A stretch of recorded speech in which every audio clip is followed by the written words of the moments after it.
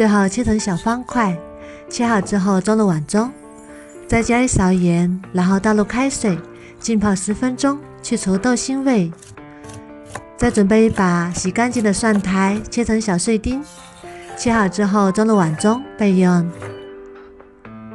再准备几瓣大蒜，切成蒜末。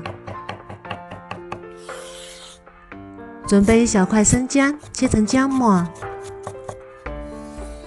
切好之后装入碗中备用。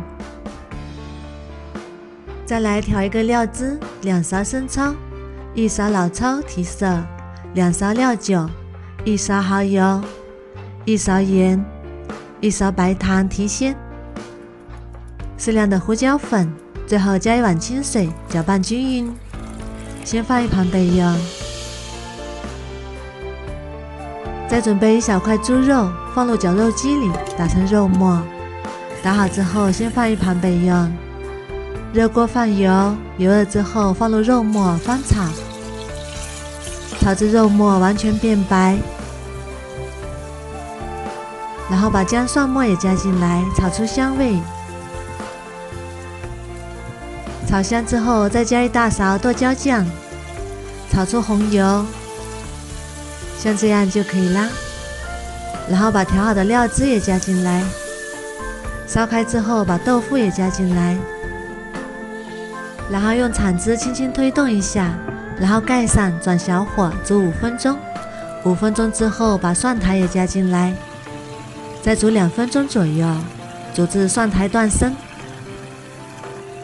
最后加1碗水淀粉，煮至汤汁变粘稠，再用铲子轻轻推动一下。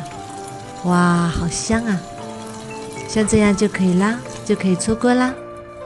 蒜苔搭配上豆腐，这样做真的是太香了，浓浓的蒜香味，豆腐鲜嫩入味，有一点微辣，非常的开胃下饭。